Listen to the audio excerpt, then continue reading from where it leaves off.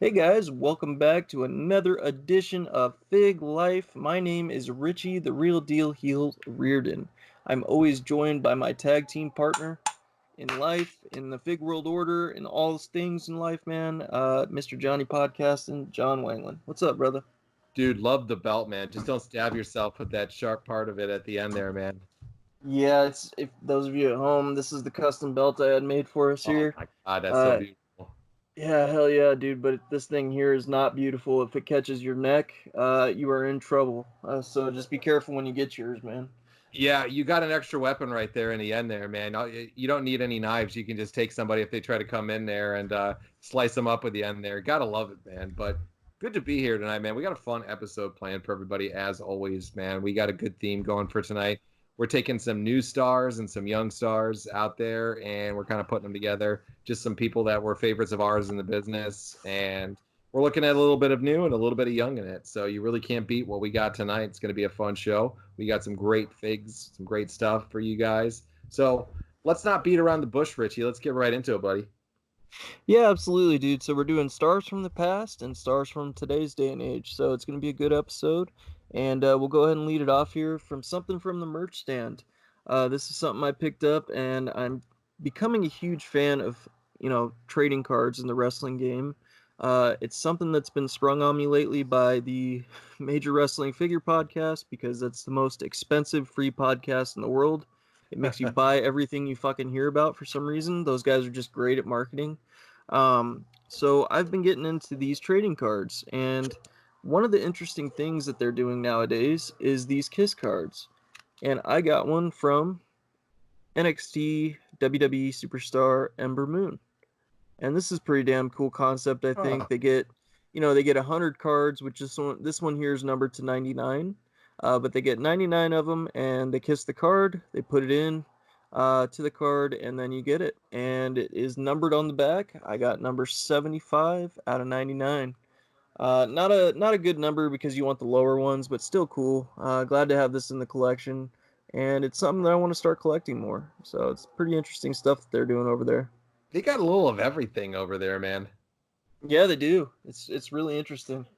They got side plate cards from belts that they've had. They have wrist tapes that they cut and put in there. They'll do pieces of the ring, just all kinds of interesting stuff. And I think it's pretty interesting because you get a piece of history. So Yeah, absolutely, man. I forgot about Ember Moon a little bit till today. She actually came out in the news today, there, man, where she was talking about how kind of depressed she is being at home in this quarantine that's going on right now, and was inviting the fans to come over. I guess she's a big gamer on her Twitch channel and stuff, and engage with her. So she's a really great young star, and is going to be doing a lot of great stuff in the business. Had a really serious Achilles injury, so speedy recovery to Ember Moon. Hopefully, she's doing better. I know she's still got a long way ahead of her, but she's a great young talent there, and that's a really cool card, man. I really really like that one.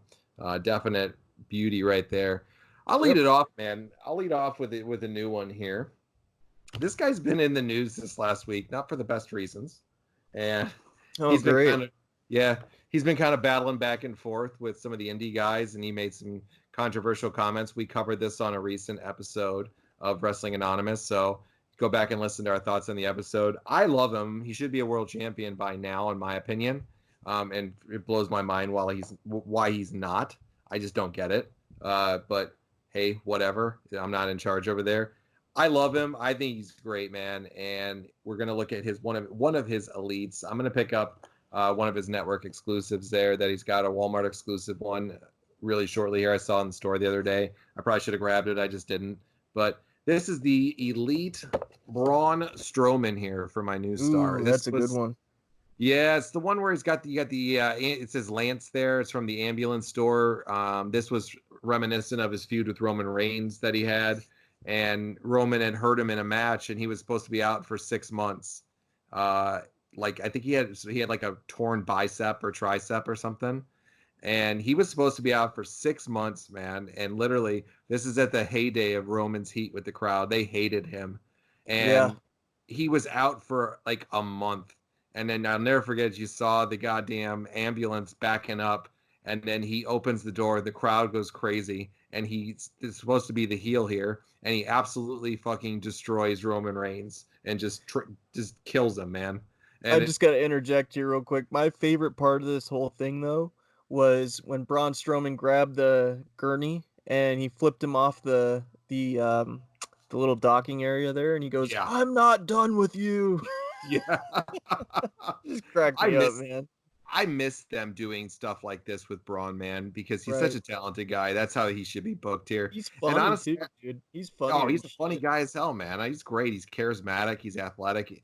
You know, I love Braun Strowman, man. He should be a I do multiple too. time champion by now. I feel bad for him getting saddled in the shit gimmicks that he's at, and Yeah. he's not even going to be in a match at WrestleMania. It doesn't look like this year. So what a waste of talent there here, man, with him. But he'll get his run hopefully here soon. So right on the back of it gives his career highlights at this point. He was a 2018 Money in the Bank winner, Raw Tag Team Champion. He won the Greatest Royal Rumble. And it says the monster among men slammed the door on his rivalry with Roman Reigns with a victory in their ambulance match. And this was reminiscent of Great Balls of Fire, that one time only pay per view that people still make fun of to this day with the Great Balls of Fire name of it. Was And he Andre the Giant Battle Royal winner as well? no, he never won it. Oh, Never, okay. yeah, never won it. They teamed up on him, Damn. I think, to take him out in the one time he was in it. That sucks. He did win the Greatest Royal Rumble though, so he did Yeah. win. That was one he Which did big win. deal. Jesus Yeah, Christ. gives a shit It about was a that. joke. And when they did this here, they didn't have the Intercontinental, but he just had a cup of coffee with the Intercontinental belt, which he just lost for whatever fucking reason to Sami fucking Zayn. Okay, Yeah. whatever. You What know, the hell? yeah, what the hell? Guy But finally yeah, gets a belt and they fucking take it away from him in like 2 weeks. It's yeah, ridiculous. it's crazy, man. This is a great one, though, man. It's got a great scan on him, a great look. I like the new one that he's got on the exclusive in Walmart there with the cello. That Yeah, he's got. that's a good one.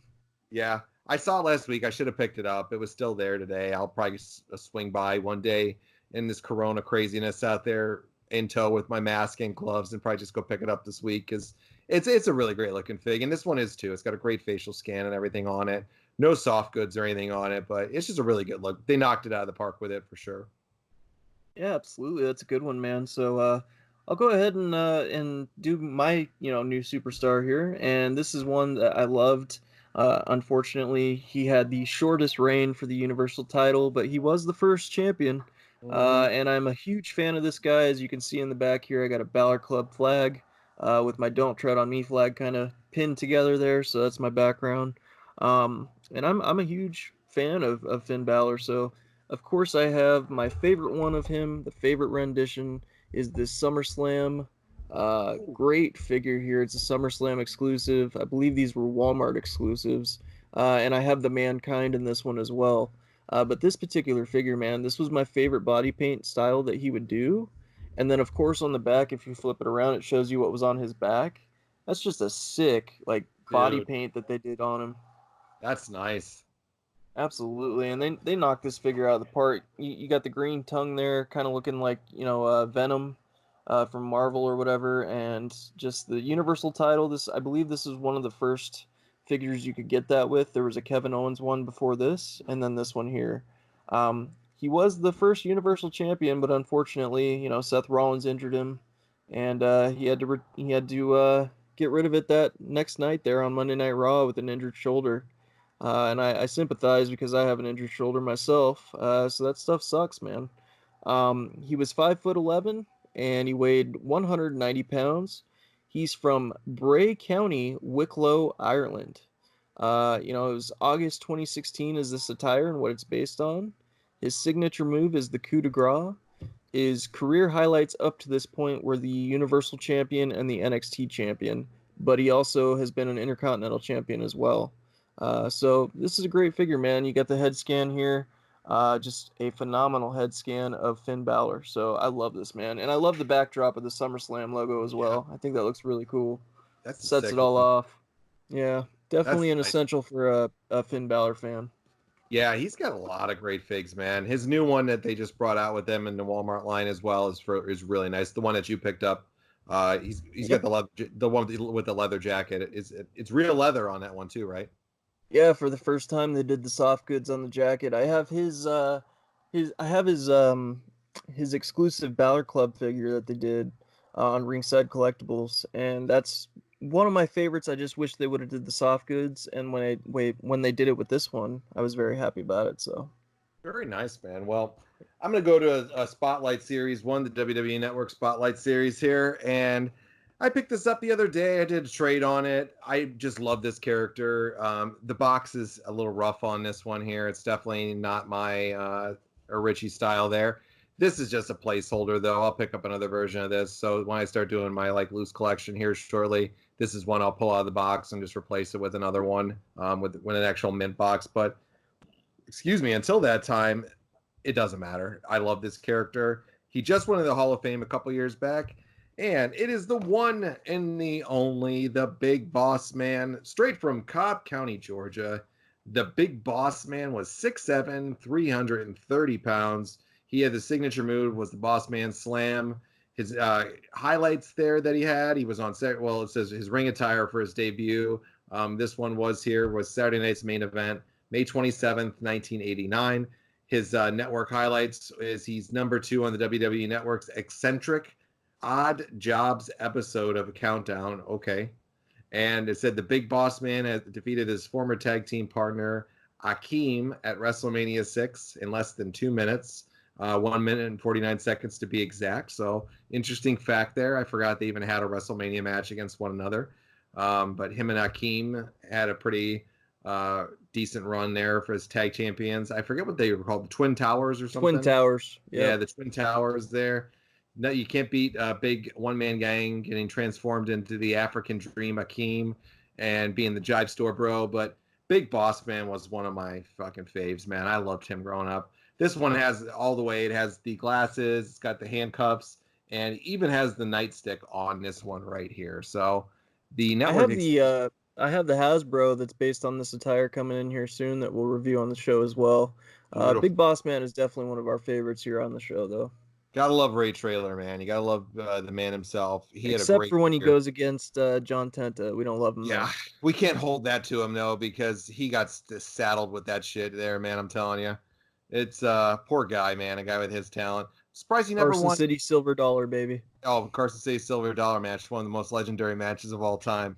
You know what I went and watched the other day, just because it's voted the worst match of all time, and I never remember seeing it all the way through, was the 1991 Great American Bash scaffold match, and it was Stunning Steve Austin, along with his manager, who was his wife at the time, Lady Blossom, and he had the Red Rooster himself, Mr. Terrence Taylor, as his partner, and taking on the other side was one of the most underrated workers ever, and one that every wrestler that from this time era that ever worked with him says he's the greatest in-ring performer.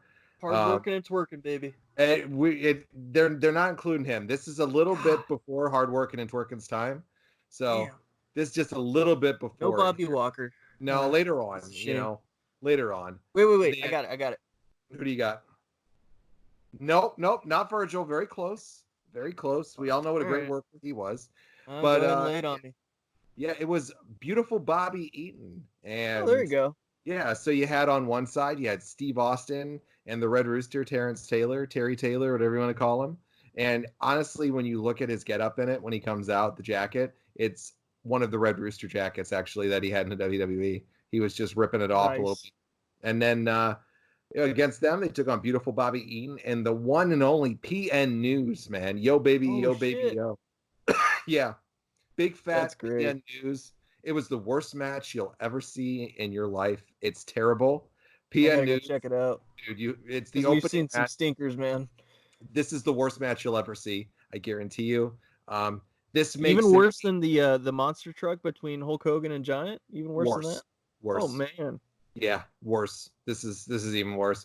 This is up with the level of the Yeti coming out and just hugging on him there, man. This is bad. Zodiac. Yeah, it's Zodiac probably looked like a hot gimmick compared to this match, and the Booty Man. This was bad. It was worse than the Booty Man too. PN News' fat ass is up on this scaffold, and Austin's told this story before, and so has other people. He was definitely afraid of heights, and he didn't want to do. It's like a capture the flag style match, the way they describe it, and they're fighting on top of this thing, and then PN News didn't want to move at all and do anything, and then they finally had his spot where he had to get up, and he almost fell off, and he hugged the fucking scaffold, and Austin's told this story on his show before about it. He's hugs the scaffold, and he's petrified to even move, like, and do anything. Like, he was petrified. And then the ending was so convoluted and stupid. Austin got like some hairspray from his wife, Lady Blossom, who was his manager, and then it just ended because PN News wouldn't go over to the other side of the scaffold, and you had Bobby Eaton run over and grab the flag and pull it back, and then the match just stopped. Nobody even knew Oh what would happen. god, Dude, it's a hot mess there, man. So that's pretty I bad. I, I don't even know how we got to that one, but that it was a hot mess, man. So, but well, moving on from the scaffold match of greatness that you need to go check out here, man. Let's get in, close this out. You got a beaut to close this out today, dude. Yeah, those that know, I have a huge Ultimate Warrior collection about right here. And this is no exception to that, man. This is one of his best figures. Probably the worst head scan, but as far as the attire, I think it's, just phenomenal. And then, of course, he's paired up with Papa Shango, so I'll go ahead and show you here. It's a great two-pack, Oh, love and it. this is based on their match there at WrestleMania, I believe, right? Is it Yep. WrestleMania? Well, Uh, he interjected at WrestleMania. I don't think they ever had a payoff match, actually. Really? Yeah, Warrior left shortly after. Oh, interesting. Well, Yeah. this is their Hall of Fame two-pack actually that came out. It was a Target exclusive. Phenomenal figure actually, man. Of course, Papa Shango was the class of 2016 Hall of Fame. Ultimate Warrior was the class of 2014. So they compiled these two together and made a great two-pack. That outfit is very iconic for the Papa Shango. I would dare to say that's probably the best head scan they've done of his. And look at that necklace, dude. That's just beautiful. The Love the attire tats they on it. knocked out of. Oh yeah, dude. And then the little staff thing there. The only thing that I have a gripe about his figure is that staff is bent. I don't know if they did that on purpose, I but can see that where you're talking about that, actually. yeah, it looks kind of weird because his Yeah. staff was definitely not bent. So, um, that was kind of threw me off a little bit. But the top hat is beautiful. Face paint is beautiful. Everything about this is great. The Ultimate Warrior figure, though, if you look at this head scan, this is probably the worst Oh, yeah, Ultimate that's Warrior pretty head scan of yeah. all time. Um, just God, man, that is just bad. But other than that, the attire is great. They nailed that from this match very well and perfect. There's a Hasbro that is based on this attire that I want to get. But this one here, they knocked it out of the park with all the details. He's always toyetic with his tassels and everything, man. It was just that face paint. Even the hair looks good on this. It's just that face paint there that's just bad to me. Um, on the back here, of course, this was in the series as well. The Wild Samoans, Atha and Sika, was in this series that they came out with these two packs. It says here, "Don't let Papa Shango cast a spell on you." In 1992, Ultimate Warrior, who had just returned to the WWE after leaving for some time, was immediately caught up in spiritual warfare between himself and Papa Shango, the Voodoo Master. Under Papa Shango's spell, Ultimate Warrior would start to convulse and vomit in very strange colors. WWE Universe was less thrilled with Papa Shango, who carried a skull, when entering the smoke-filled ring, even with his mythical powers that allowed him to control the arena lights and make strange things occur in the ring. One thing that Papa Shango could not control was the reactions he received from the other entertainers and in the WWE Universe as a whole. Soon after, Papa Shango went poof and disappeared. So Papa Shango was not as iconic as everyone remembers, but to me, man, I love Papa Shango. I think in today's day and age, he would have a lot longer run than back then. That's for sure. They could have done a lot more with it there, man. No, for sure. They could have done a lot more with it there. You know what I like about that figure, though? They got the hair perfectly because Warrior came back with really short hair at this time. Yep. Um, that's exactly how it was. And do you remember the puking and convulsing thing on TV that he did? Yeah, it was probably the cheesiest shit you could ever see. Oh my God. It was like bright green that was coming out. Yep. It was He terrible. he single-handedly fucked up the end of WrestleMania 8 there though because he missed his cue to go to the ring and messed up the whole ending of that match. I don't know if you know that. Oh, I did know that. Countless people have said that as a shoot, Yep. so he Yep. he definitely did screw it up. I loved when he came out and Bobby the Brain Heenan, who always was great with his one-liners, and Gorilla Monsoon's like, "It's Papa Shango coming out," and then Bobby the Brain Heenan just his other stuff. He goes, "There's another sick man coming out," and he would always just make these like barbs about these weird gimmicks that they had, man. And God, Papa Shango was an iconic character, but what didn't last very long. I'm telling you that. Yeah, I just think it was in the wrong time period. You know what I mean? I think they used it in the wrong time period. Maybe in the Attitude Era or even thereafter, it would have, got over a little better. But hey, this guy didn't suffer from that at all. I mean, No, he had a he great career. became he had a great career as the Nation of Domination muscle. He was fucking Kama, I mean, and then he went over there to be the Godfather. So the guy had a Hall of Fame career. So I'm sure he's not sweating being Papa Shango, man, by any No, means. no, I don't think so at all, man. And Pimpin' Ain't Easy. He's running the biggest strip club I think in like the world now, man, out there in Las Vegas, the Cheetah or whatever it is, and he's still pimping it up there, man, to this day. And everybody always just says great things about the Godfather, man, himself. Charles, I think his name's Charles Wright. Yep. And they just say the nothing but the nicest things about him. I love the Papa Shango stuff. I will have two of them, two of his characters. I have his Elite collection, and I will have in my hands this week, the classics one that I just bought. So that's a You gotta get beautiful. you gotta get this one too, the Hall of Oh no, Fame, I'm man. definitely gonna get It's that one, man. I'm it's a definitely gonna great get one. that for sure. Yeah. That's a great one. So, well, good stuff, man. Great show, great stuff we bring out again. I think. Hopefully everybody enjoyed it, man. And make sure you guys drop those comments on the show. And remember, every comment you put out there enters you into the drawing. So we're gonna have another drawing here over the next few weeks, and you guys will be entered in the drawing. The more comments you make on the episodes, the more you get put in the drawing. More chances you get to win some pretty cool stuff. So definitely worthwhile to anybody to go do that. And you'll see all the links for our podcast and all of our social media and stuff that I'm flashing on the screen. So make sure if you guys want to get a hold of us, you'll find everything there for email, social media, all that stuff. And make sure you check out the podcast. We got some really great shows and some really exciting stuff coming up on that side of it, man. So anything you want to say to close us out tonight, buddy? You want to put out there? Yeah, absolutely, dude. I think next week I'm gonna do a giveaway before we do the 1,000th giveaway. I'm gonna do a little giveaway. It's not gonna be that big, but it is a giveaway nonetheless. I think you all will enjoy it. I'm going to give a relic card away from my collection since I just started collecting cards. I'm gonna pay it forward here. I've been blessed the past few weeks with finances and stuff like that during this hard time, and I'm gonna pay it forward and give a relic away on air on one of our shows, and hopefully one of you guys out there who's been commenting will get entered in and win this card. Hey, beautiful, man. That's awesome stuff right there. We always try to do something nice to give back to everybody, man. And we thank you guys for all your support. If you're a first time listener, you've been watching since the beginning, we really appreciate all your support. It means the world to us, and we're glad you guys are enjoying the show. And keep spreading the news and letting everybody know what's going on. And hopefully you're subscribing to the show and everything. And let us know if you got anything you want to see on there. We've had several people hit us up, tell us some stuff they want to see. I've heard some retro stuff, so we've been trying to throw some Hasbro's in there for people. But if there's something you want to see, throw it out there. We're always receptive. If you hit us up, we will definitely get back to you, and we appreciate all your support. So until next time, man, we're out of time for tonight, Richie. And just know we always got you guys' back, because when you're with us, when you run with the FWO, the Fig World Order, Richie, what are they running with us for, buddy? For life. Hillbilly Jim says it best. For life, man. Good night, guys.